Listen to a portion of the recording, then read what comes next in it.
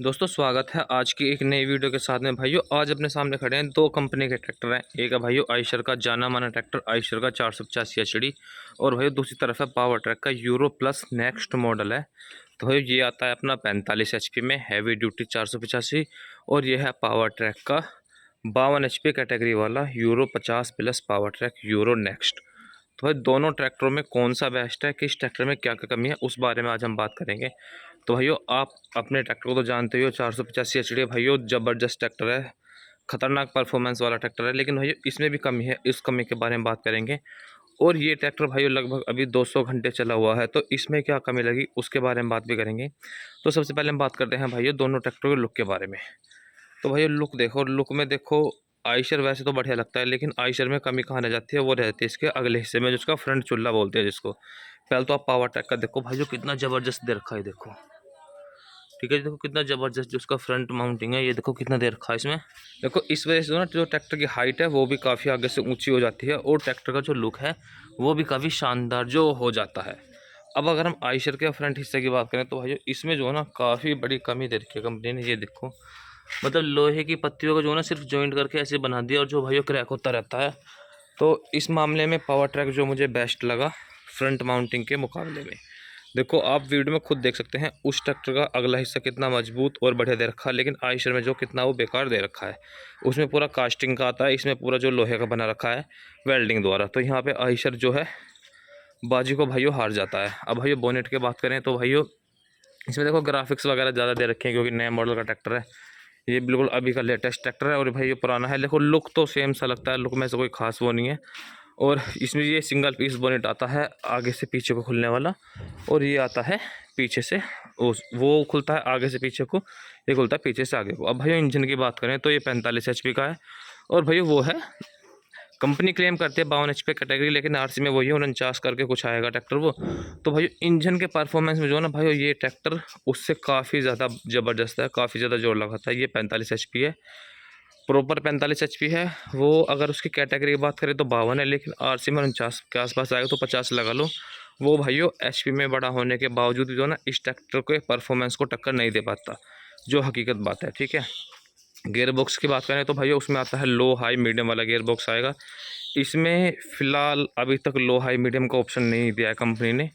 इसमें centre side shift आता है गेयर बॉक्स, और इसमें आता है फुल्ली साइड शिफ्ट। ये मैं आपको दिखा दूँ, ये देखिए इसमें जो ना फुल्ली साइड शिफ्ट जो गियर बॉक्स आता है, इसमें आप लो हाई भी ले सकते हैं और लो हाई मीडियम भी ले सकते हैं, ठीक है। वहीं अगर हम आयशर की बात करें तो आयशर में थोड़ा स्पेस जो वो कम हो जाता है, और ये आता है सिर्फ लो हाई मिडिल में ये भी सिंगल और ड्यूअल क्लिच दोनों में आएगा, और ये भी जो सिंगल और ड्यूअल दोनों क्लिच में इसका ऑप्शन जो अवेलेबल रहेगा। अब भाई हम टायरों की बात करें तो भाई दोनों ही टायरों में जो दोनों ही ट्रैक्टर में जो टायर हैं वो हैं भाई 14/28 के, वो भी सीएट के।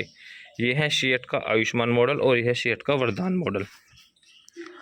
अब भाइयों अगर इस ट्रैक्टर में पिछले हिस्से की बात करें तो भाइयों इस ट्रैक्टर का जो पिछला हिस्सा है भाइयों वो आता है बुल पिनियन के साथ में। इसकी जो फाइनल ड्राइव आती है स्ट्रेट एक्सल के साथ में, और 3 लेफ्ट लिफ्ट सेंसिंग स्लॉट मिलते हैं भाई इसमें, और एडजस्टेबल जो अपना हैवी ड्यूटी में नीचे लगा रखा है।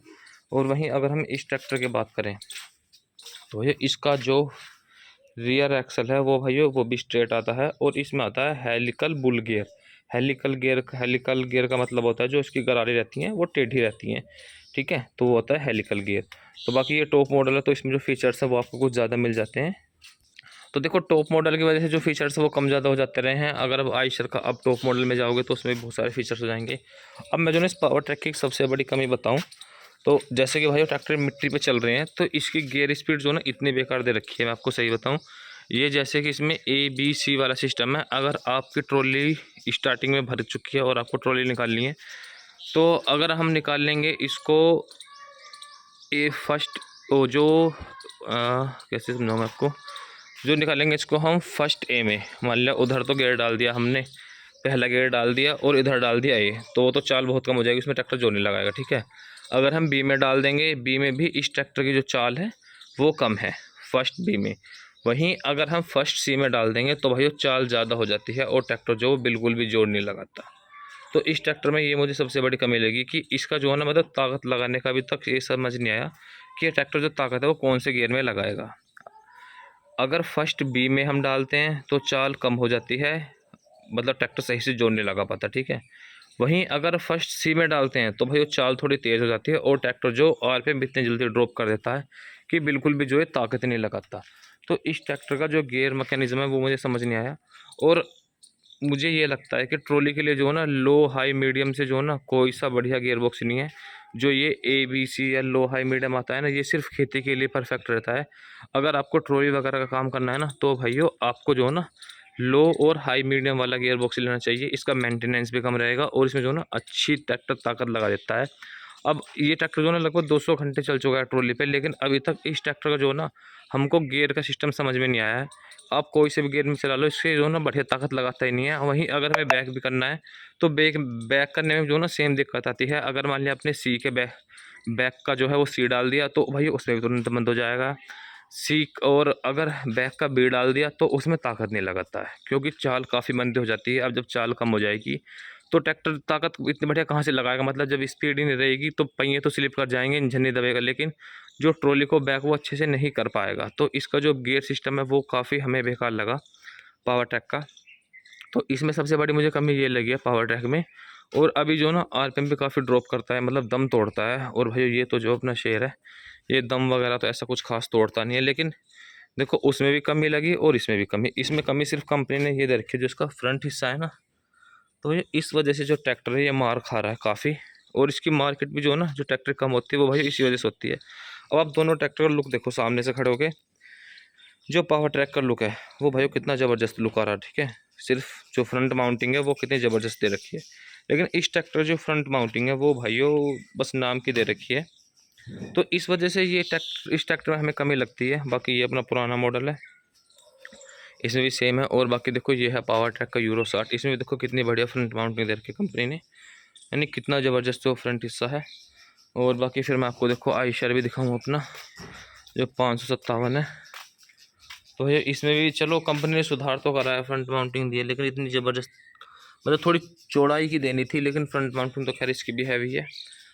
तो कंपनी जो ना, मतलब बदलाव इतनी लेट लेट करती है जिसका कि हमें जो है ना कुछ समझ में नहीं आता।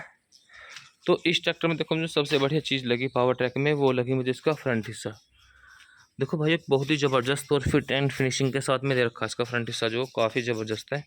तो उसमें कमी है गियर बॉक्स की और ट्रैक्टर की ताकत लगाने की, ठीक है। इसमें सिर्फ कमी है ट्रैक्टर के अगले हिस्से में। तो आपको ये कमी कैसी लगी और आपको कंपैरिजन कैसा लगा तो कमेंट करके ज़रूर बताना। और भाई वीडियो पसंद आई हो तो लाइक शेयर ज़रूर करें और चैनल को सब्सक्राइब करें। धन्यवाद।